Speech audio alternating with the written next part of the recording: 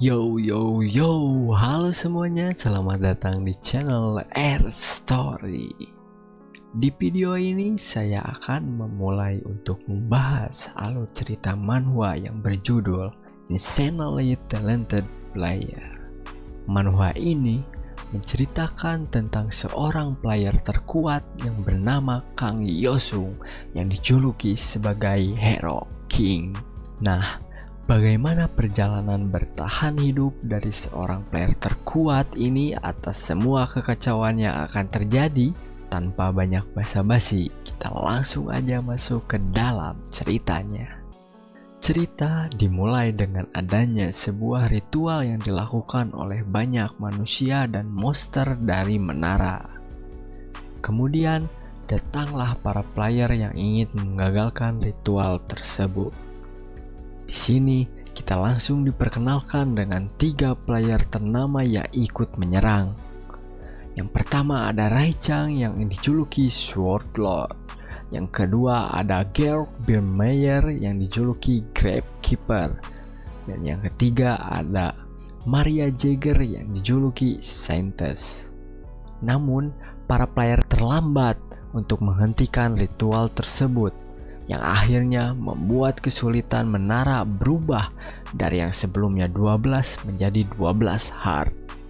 Selain perubahan itu, datanglah bos monster bernama Lord of Pestilence yang membuat tujuan raid ini berubah menjadi kalahkan Lord of Pestilence.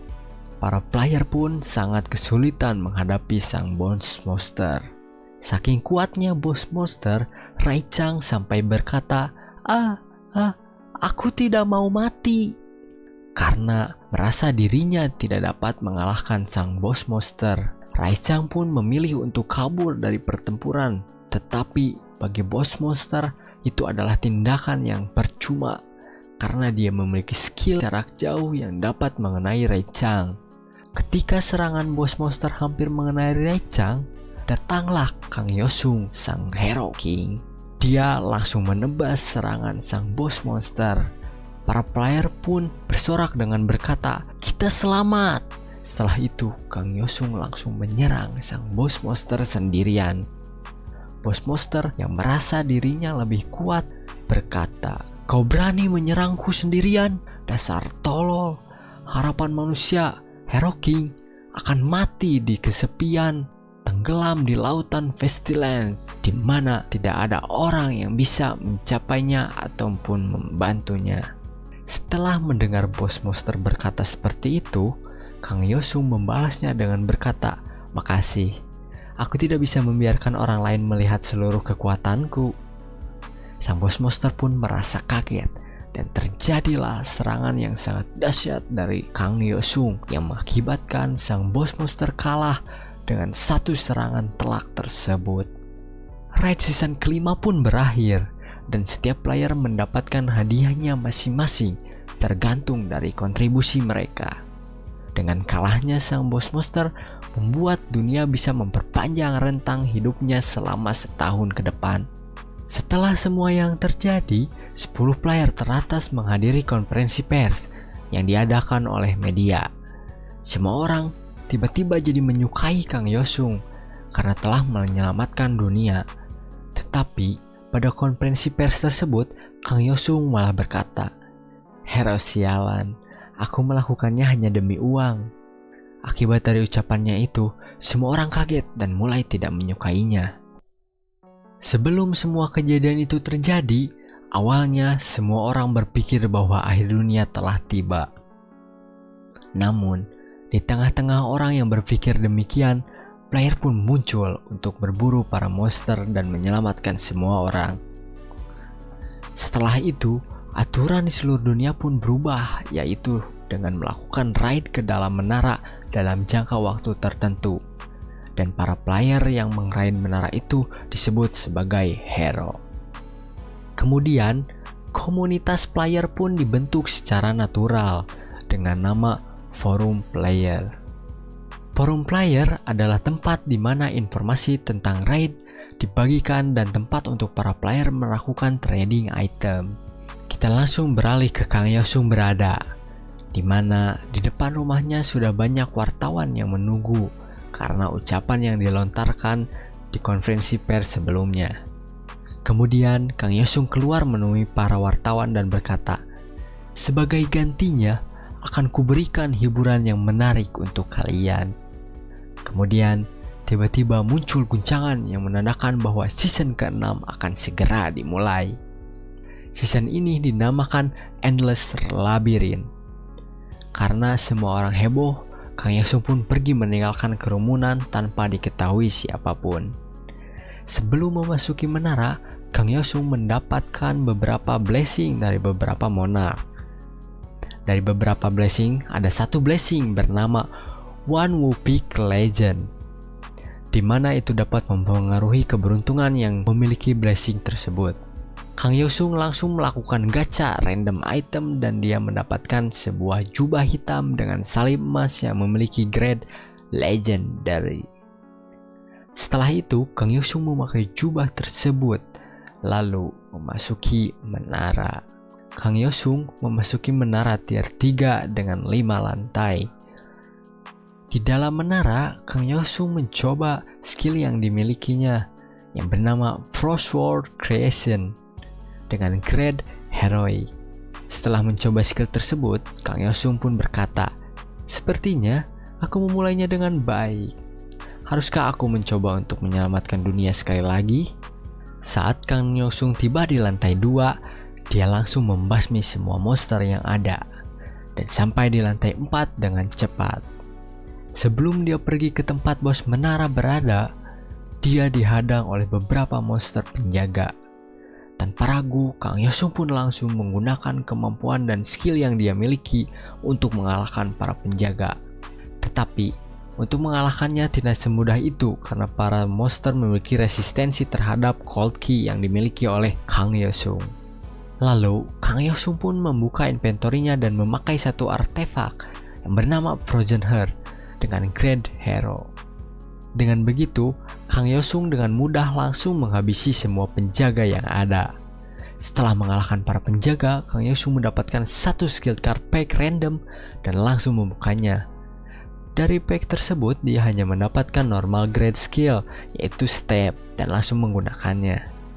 Sebelum ke ruang bos menara, Kang Yosung datang ke toko yang ada di dalam menara. Kemudian, dia membeli satu speed potion dan satu fire potion, lalu langsung pergi ke lantai bos. Setelah sampai, Kang Yosung langsung bertarung dengan sang bos. Satu fire potion langsung digunakan kepada sang bos, tetapi tidak bekerja cukup baik. Kemudian dia menggunakan skill stab dan melubangi tubuh sang bos. Namun sang bos tidak langsung kalah begitu saja dan langsung mengeluarkan skill berserk yang dia miliki. Kang Yosung pun berkata, "Ya, permainan tidak seru kalau terlalu mudah." Setelah skill berserk dikeluarkan oleh sang bos, skill tersebut membuat sebuah shockwave yang memiliki damage yang lumayan jika mengenai Kang Yosung. Kemudian, bos langsung mendekat dan menghantam Kang Yosung. Tetapi Kang Yosung langsung menggunakan satu speed potion dan langsung menghindari serangan tersebut. Lalu mulai menghitung mundur dari 175 hingga 0. Setelah waktu habis, bosnya pun langsung kalah dan tergeletak di depan Kang Yosung. Karena sudah berhasil mengalahkan bos dan menyelesaikan raid menara, Kang Yosung mendapatkan sebuah elemental skill card. Kang Yosung membukanya dan mendapatkan skill Ice Bolt dengan grade normal lagi. Setelah itu, Kang Yosung memasuki menara lainnya dengan tier yang sama, yaitu 3, dan menyelesaikannya dengan sangat mudah. Bagi Kang Yosung, itu hanya ajang menaikkan level skill dan dirinya sendiri. Tiba-tiba ketika dia selesai membuka hadiah yang ia dapatkan dari menyelesaikan raid, datanglah Shadow dari faksi Shadow Council yang menawarinya untuk bergabung. Sebelumnya, Kang Yosung pun sudah pernah bergabung dengan faksi ini, tetapi malah Kang Yosung yang mengajukan syarat untuk bergabung. Dan syaratnya itu adalah Shadow Council harus memberikannya sebuah Shadow Beast. Para Shadow awalnya terlihat marah, tetapi karena mereka tahu kekuatan dan kontribusi dari Kang Yosung, akhirnya mereka memberikan Shadow Beast berbentuk kucing kepada Kang Yosung. Selain itu, Shadow pun memberinya skill Shadow Blade. Karena itu, Kang Yosung dengan senang hati langsung bergabung ke dalam faksi Shadow Council. Kang Yosung keluar dari menara. Datanglah beberapa orang yang memanggilnya. Dan ternyata yang datang tersebut adalah para wartawan. Para wartawan memberitahu Kang Yosung bahwa Swordmaster telah raid menara tier 4 bersama 4 rekannya. Dan sekarang dia sedang melakukan solo raid menara tier 5. Kang Yosung berpikir, tidak ada gunanya berlomba di awal season. Sentes saja mengoleksi skill dan item dulu, dan Gravekeeper tidak berpartisipasi dalam game sekarang. Setelah berbincang-bincang dengan para wartawan, Kang Yosung pun memasuki menara yang dimasuki juga oleh Swordmaster, di mana menara ini adalah menara dengan format Battlefield, sehingga player yang masuk tidak dapat bergabung dalam faksi yang sama. Oleh karena itu, Kang Yosung otomatis berada di faksi yang berbeda dengan Swordmaster dan menjadi musuhnya. Kang Yosung berada di faksi kerajaan dan Swordmaster berada di faksi kekaisaran. Setelah memilih faksi dan dipindahkan ke lokasi faksi berada, Kang Yosung langsung menjadi pemimpinnya dan menyusun ulang semua strategi yang ada. Swordmaster itu bukan sekedar player yang mengenalkan kekerasan. Dia adalah seorang apostle dari Elder of Steel, sedangkan Kang Yosung adalah Elder of Jester. Umumnya para player hanya bisa membuat kontrak dengan satu Elder saja dan hanya bisa menerima hadiah dari Elder tersebut. Tetapi berbeda dengan Kang Yosung yang menerima banyak hadiah. Setiap Elder bisa memiliki banyak player, tapi untuk Elder of Jester, dia hanya menjadikan Kang Yosung satu-satunya player yang membuat kontrak dengan dirinya.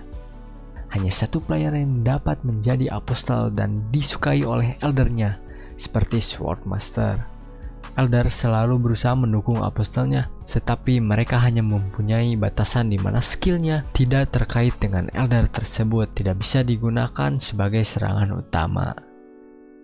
Di lain sisi, Kang Yosung sedang memikirkan berbagai macam hal yang dia khawatirkan, tetapi semua itu tidak perlu dikhawatirkan oleh dirinya, karena kehadiran dirinya saja sudah cukup. Lalu tiba-tiba datanglah serangan dari faksi kekaisaran. Perang langsung terjadi begitu saja. Kemudian Kang Yosung memanggil Shadow Beast, dan ternyata Shadow Beast itu bisa berubah bentuk menjadi seekor macan. Kang Yosung langsung memerintahkan sang Shadow Beast untuk menyerang. Pasukan musuh pun kaget dan terbantai begitu saja tanpa bisa berbuat apa-apa. Komandan pasukan kekaisaran memerintahkan para prajuritnya untuk mundur dan melupakan penyerangan. Tetapi Kang Yosung mencegah hal itu dengan membekukan semuanya. Kemudian Blackie si Shadow Beast langsung memangsa pasukan tersebut. Peperangan terus berlanjut dan Kang Yosung merasa heran karena Swordmaster tidak ada di medan perang ini. Pembantaian sepihak terus berlangsung sampai akhirnya Kang Yosung berkata, apa yang dia lakukan? Sudah saatnya dia datang. Tiba-tiba pedang yang tergeletak di medan perang melayang dan mulai menyerang ke arah Kang Yosung. Dan ternyata itu adalah skill yang dilancarkan oleh Swordmaster. Kang Yosung dapat menghindari serangan tersebut dengan cukup mudah dan menyerang balik sang Swordmaster. Swordmaster pun terpukul mundur. Kemudian adu mulut telah terjadi di antara Kang Yosung dan Swordmaster yang tidak terima kalau Kang Yosung dijuluki sebagai Hero King. Akhirnya Swordmaster pun tersulut emosi dan mulai menyerang kembali Kang Yosung. Namun hal itu sia-sia di hadapan Kang Yosung yang cerdik. Kang Yosung pun langsung pergi menuju barak komando dari kekaisaran, dan Swordmaster pun mengajar Kang Yosung untuk menghentikannya. Di dalam barak komando kekaisaran, mereka sedang memikirkan caranya untuk menghentikan Kang Yosung yang dianggap monster. Di sela-sela itu semua, Kang Yosung pun tiba-tiba datang dan tanpa basa-basi langsung membantai semua yang ada di sana. Setelah itu, Swordmaster pun datang kemudian mencoba menyerang Kang Yosung. Tapi pada saat serangannya hampir mengenai Kang Yosung, serangannya itu dibatalkan oleh menara karena pihak kekaisaran sudah kalah di tangan Kang Yosung. Kang Yosung pun dinyatakan sukses menjalankan raid Tower of War tersebut, dan sebagai hadiahnya ia bebas memilih salah satu di antara 3 skill yang dimiliki oleh Swordmaster. Kang Yosung pun memilih skill Sword Manipulation. Pada season 2 menara yang bernama King of Heroes, Clown Monarch membuat kesepakatan dengan Kang Yosung, tetapi ada akibat yang harus ditanggung oleh Kang Yosung. Akibatnya itu, seumur hidup dia tidak akan dimengerti oleh siapapun dan akan menjadi bahan tertawaan dan cemoohan orang-orang. Kang Yosung pun bangun dari tidurnya dan ada sebuah telepon yang masuk di HP-nya. Kemudian ada juga yang mendobrak-dobrak pintu rumah Kang Yosung. Ternyata itu adalah Park Tae-sik atau lebih dikenal dengan sebutan Master Park. Ia adalah seorang player dalam rank 30 teratas yang membuat perjanjian dengan Assassin Monarch dan lebih dikenal lagi dengan nickname Deathblade. Karena Deathblade terpleset oleh sisa-sisa makanan Kang Yosung dan melihat berantakannya isi rumah Kang Yosung, Deathblade pun berkata, "Daripada keliling menjual kaos Hero King, lebih baik kau memikirkan ulang hidupmu." Deathblade dan Kang Yosung pertama kali kenal pada saat Kang Yosung berusia 15 tahun dan sedang bermain game di warnet. Kebetulan, Deathblade adalah manajer di sana. Deathblade berpikir kalau Kang Yosung adalah jenius game dan akhirnya dia mengajak Kang Yosung untuk debut menjadi pro gamer. Deathblade pun datang memujuk orang tua Kang Yosung dan mereka pun setuju. Dengan latihan dan kerja keras mereka berdua, Kang Yosung pun berhasil menjadi pro gamer. Semua berjalan normal sampai akhirnya season 1 Menara pun dimulai. Di sana, Kang Yosung diserang oleh monster dan Deathblade pun menyelamatkannya. Setelah itu, Kang Yosung pun berlari untuk menemui keluarganya. Tetapi, kedua orang tuanya telah terbunuh oleh monster yang muncul. Kang Yosung pun menangis karena telah kehilangan kedua orang tuanya itu. Dan dia menganggap Deathblade itu satu-satunya pahlawannya. Deathblade memberitahu Kang Yosung bahwa kedatangannya itu adalah atas perintah Asosiasi Player Korea yang disingkat KPA. KPA adalah asosiasi pemain milik negara, sekaligus guild satu-satunya milik negara. KPA juga adalah organisasi terkuat yang mengatur para player. Deathblade datang ke Kang Yosung itu bertujuan untuk memberitahunya kalau dia diundang untuk datang ke ujian kelulusan pertama Akademi Player Asosiasi. Kang Yosung pun bersedia untuk datang dengan syarat ujiannya dilakukan besok jam 5 pagi. Keesokan harinya pukul 4:55 di Akademi Player.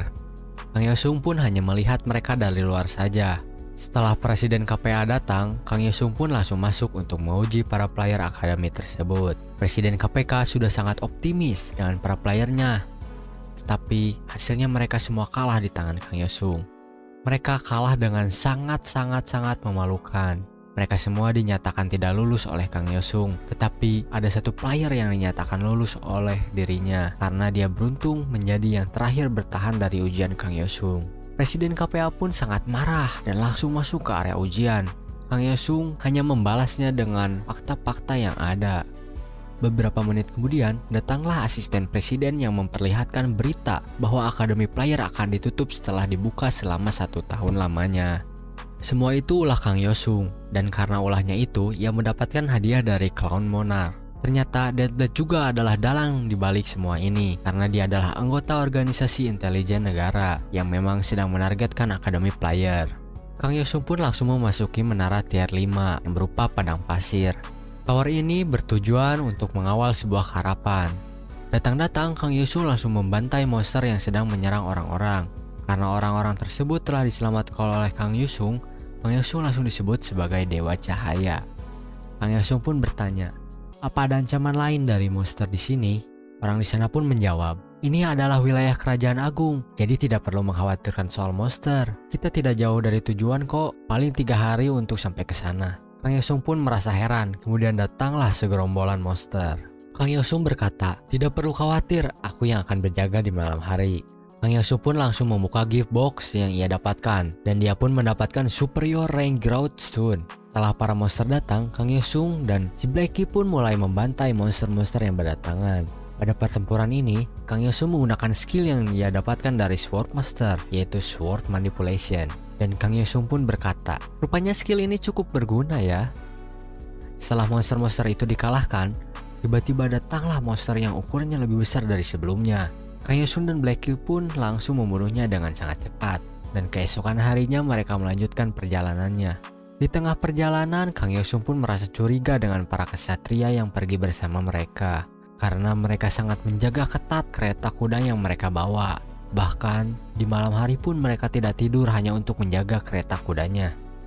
Kesatria pun memperingatkan Kang Yosung untuk tidak perlu memperhatikan kereta kuda yang mereka bawa. Tapi hal itu malah membuat Kang Yosung menjadi semakin penasaran. Tiba-tiba saja ada sebuah serangan kejutan yang datang. Kang Yosung pun tanpa pikir panjang langsung menyerang pasukan yang menyerang karavan. Kang Yosung pun berhasil menjatuhkan satu orang pasukan penyerang, dan ternyata yang menyerang itu adalah seorang Desert Elf. Pada saat Kang Yosung terkejut melihat yang menyerangnya itu adalah Desert Elf, elf yang lain pun mulai menyerang Kang Yosung. Namun Kang Yosung dengan mudah menghalau serangan mereka.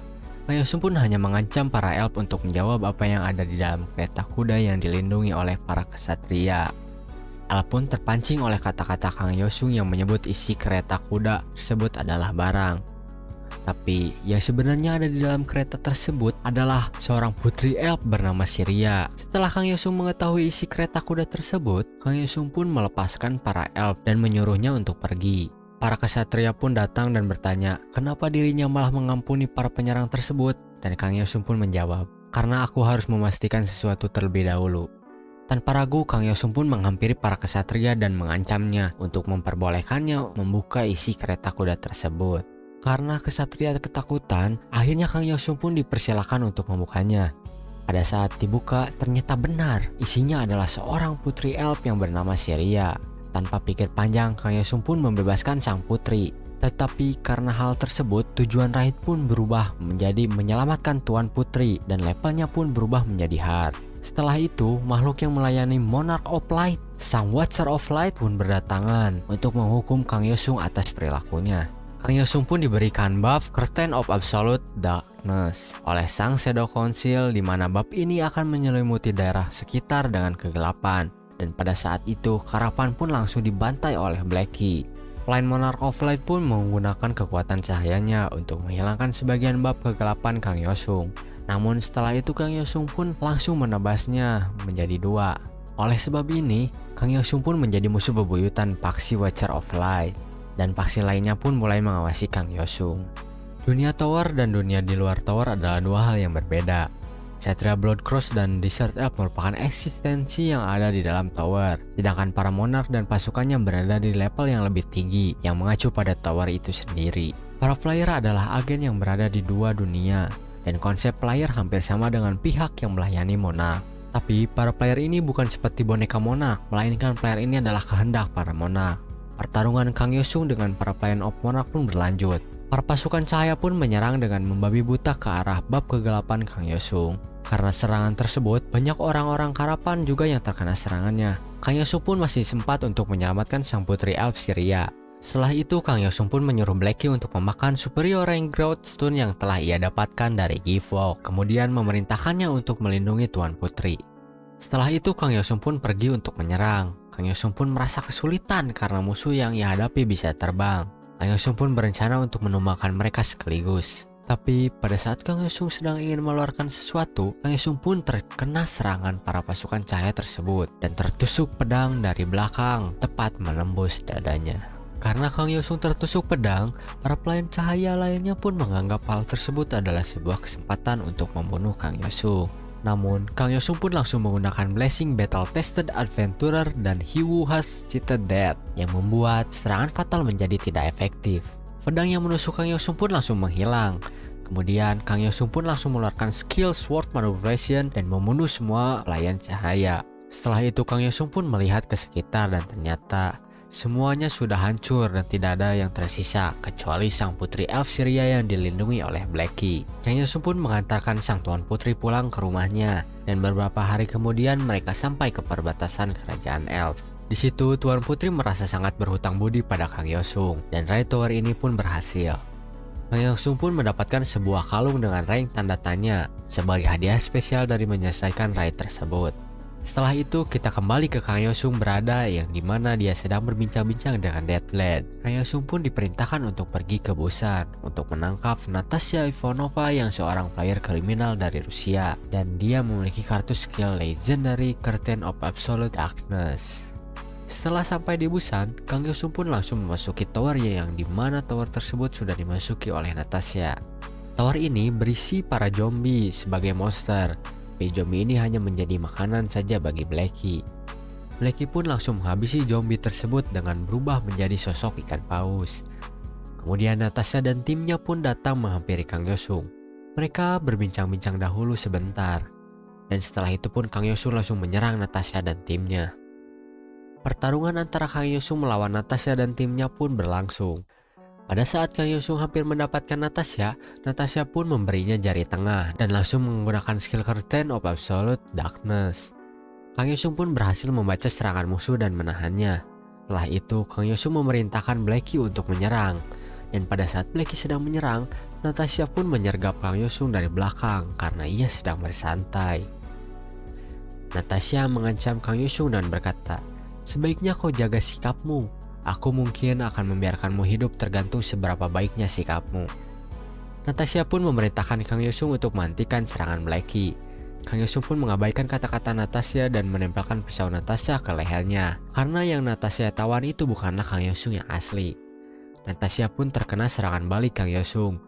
Kemudian Kang Yosung pun menebak skill legendary yang dia miliki, yang membuat indera musuh menjadi kabur. Dan nama skill tersebut adalah Oculus. Natasha pun sudah pasrah dengan yang akan ia hadapi. Pada saat Kang Yosung akan menghabisi Natasha, ada sebuah informasi kalau salah satu player telah mati, yang membuat pasukan rahasia Tai Lela muncul karena mendeteksi keberadaan para penyintas. Kang Yosung pun langsung diserang dengan serangan jarak jauh, dan Kang Yosung pun menahan serangan tersebut. Lalu tiba-tiba toko tower pun dibuka, dan penjual di toko tersebut berkata, "2 orang mati tanpa bisa menggunakan semua poin pencapaian mereka. Dan semua itu adalah karena kalian." Kang Yosung pun berkata, "Astaga, aku minta maaf soal itu. Bagaimana aku bisa menebusnya?" Penjual toko pun menjawab, "Belikan aku sepaket kartu, lalu aku akan membuat pengecualian untukmu dan memaafkanmu." Tapi yang membeli paket kartu adalah Natasha. Dia menghabiskan poin yang dia punya untuk gacha.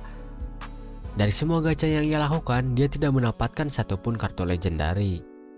Setelah itu, dia mengamuk dan mengomel-ngomel karena gacanya sangat ampas.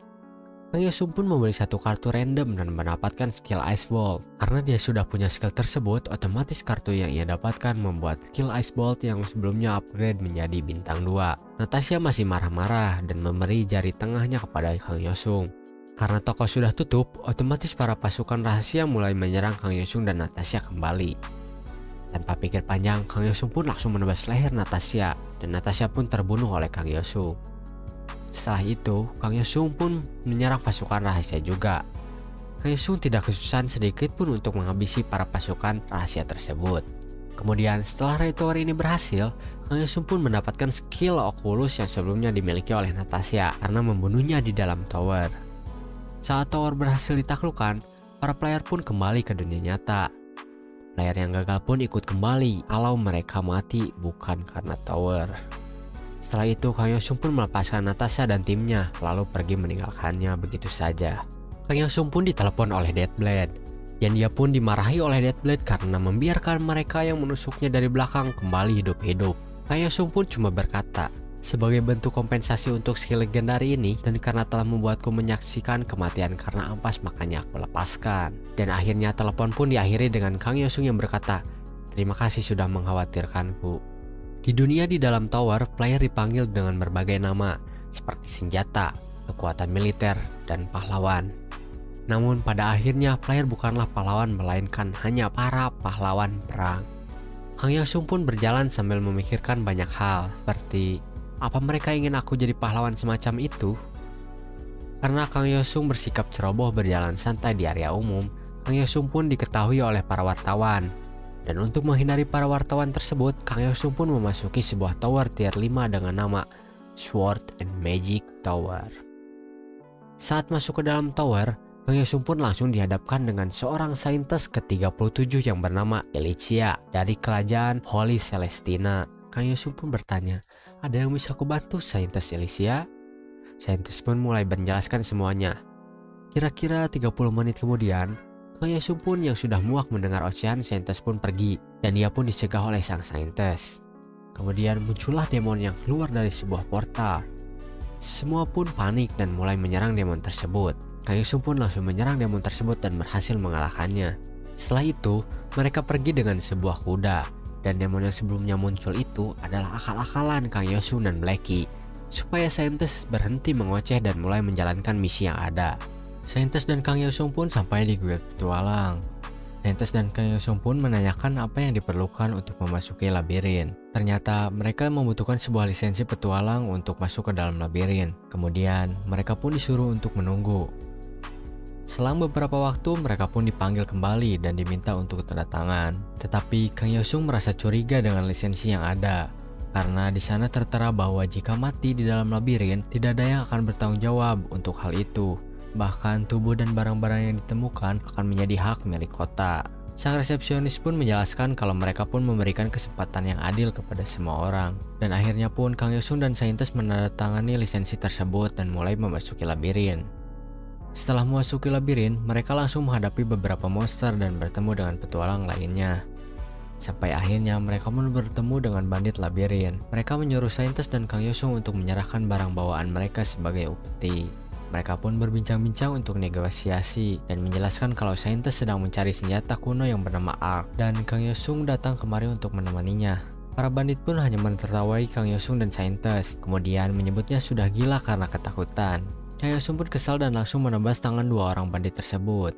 Kemudian ada yang melemparkan kapak ke arah Kang Yosung dan berhasil ia tangkis. Yang melemparkan kapak tersebut ialah resepsionis dari guild petualang yang sebelumnya meminta mereka untuk menandatangani lisensi petualang. Kang Yosung pun langsung berkata, guild dan bandit ini sudah bersekongkol. Sang resepsionis pun langsung menerjang Kang Yosung dan Kang Yosung pun berhasil menahan serangannya itu. Lalu tersenyum kepada sang resepsionis karena Blacky sudah siap untuk melahap para bandit dan resepsionis tersebut.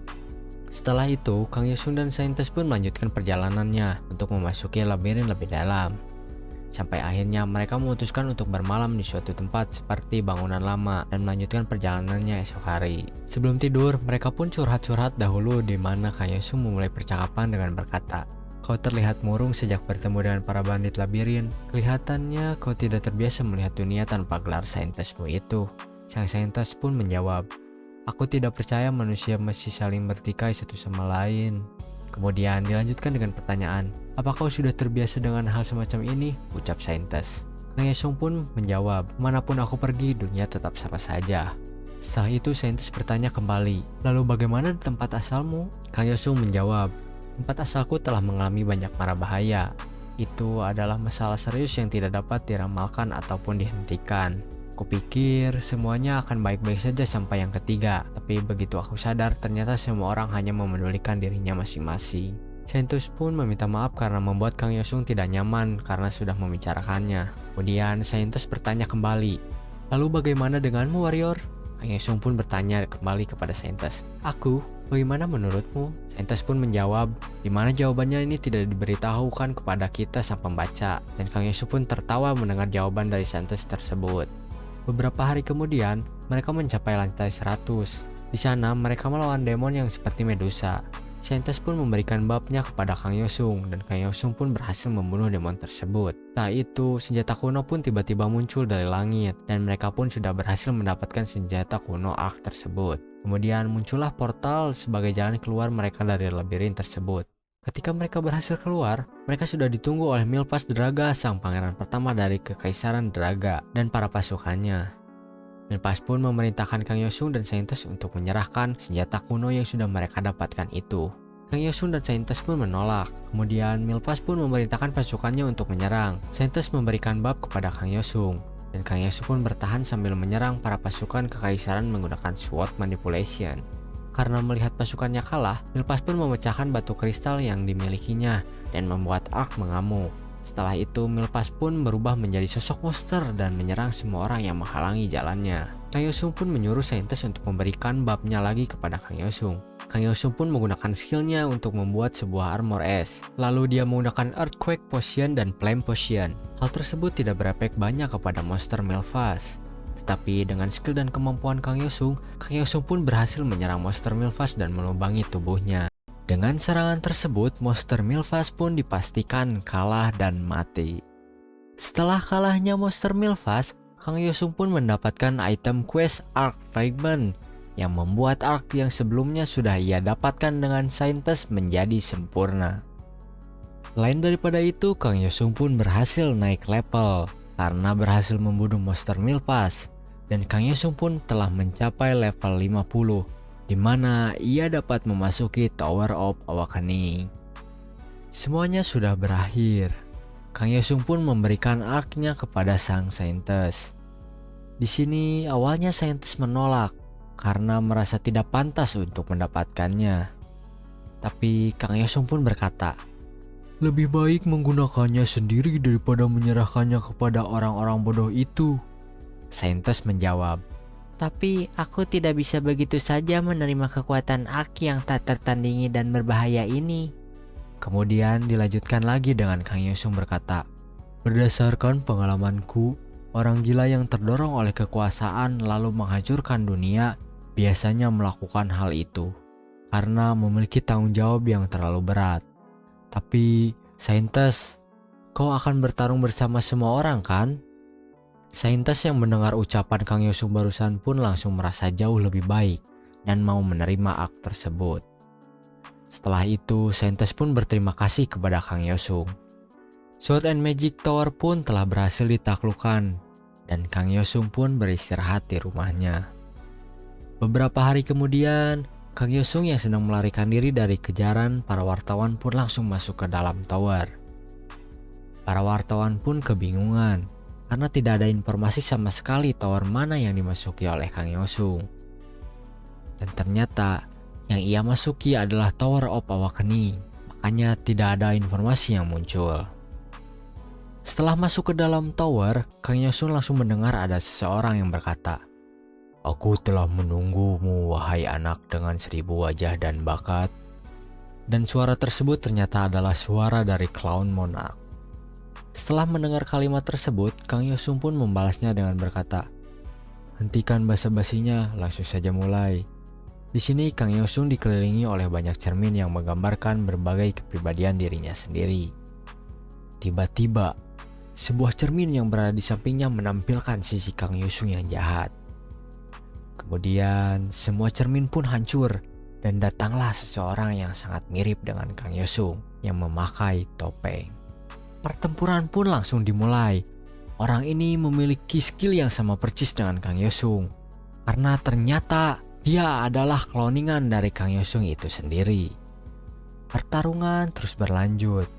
Kang Yosung mencoba memanggil Blackie, namun tidak ada reaksi sama sekali karena di tower ini tidak bisa mengsummon seekor beast. Kang Yosung sebenarnya tahu cara untuk mengalahkan kloningannya ini karena dia sudah sering melawannya setiap season. Caranya itu adalah dengan mengambil topeng yang dipakai oleh si kloningan tersebut.